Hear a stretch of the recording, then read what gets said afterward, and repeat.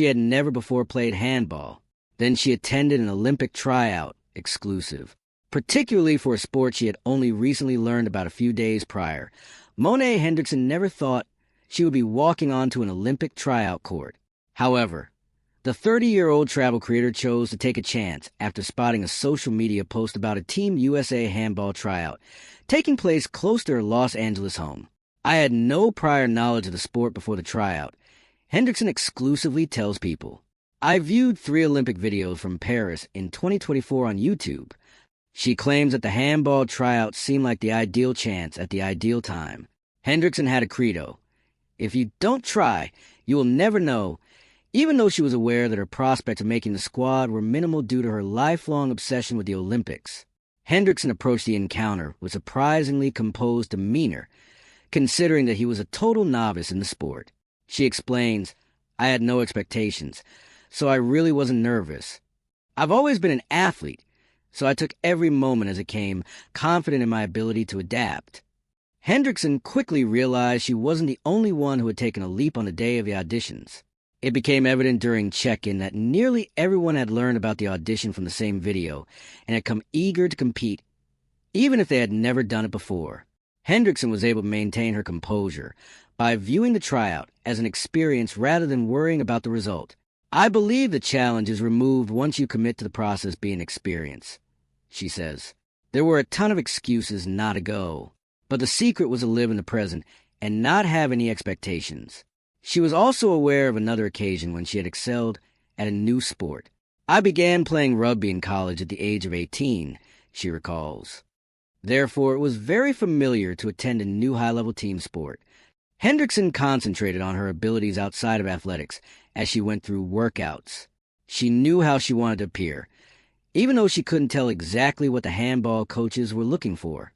She states, "My athletic ability will either be enough or it won't.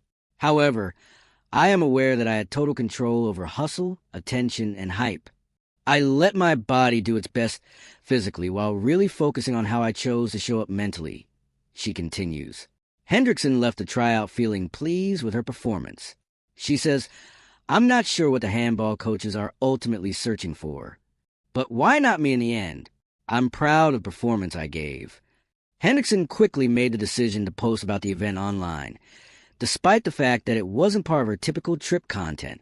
"Since I had nothing to lose," she adds, "I had been in a low with my social media and ultimately posted the first handball video.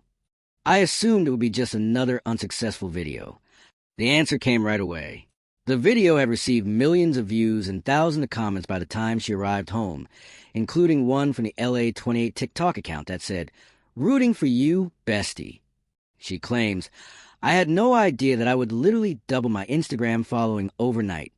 And even though I was incredibly appreciative, it left me perplexed." According to Hendrickson, the video struck a chord because they encouraged people to take chances on their own. In the end, she adds, "I think it resonated with so many people because it gave them permission to be more ridiculous. No one will wager more on you than you are prepared to wager on yourself. Just attempting is already a victory." Hendrickson had a vacation to Europe scheduled just days following the tryout, which soon took on new significance. "Luckily, I had a trip to Europe planned only 4 days after tryout," she recalls, adding that she was going to Denmark, "where I was planning to visit the home country of handball. She took advantage of the momentum. I think it was fate that I was able to turn my trip to Europe into a world tour of handball," she adds. "I attended the European Men's Handball Championship and trained with a team in Germany and Denmark. The competition is like the Super Bowl of handball," she says. She remarks, "It felt so aligned in some ways. It felt like a dream realized. I would have screamed if you had told me at age 30 that my profession would change to what it is today." Along the journey, Hendrickson has also encountered kindness. "I have encountered so much kindness and enthusiasm from everyone involved in handball thus far," she says. Everyone is thrilled that their passion for handball is being matched with so much online support.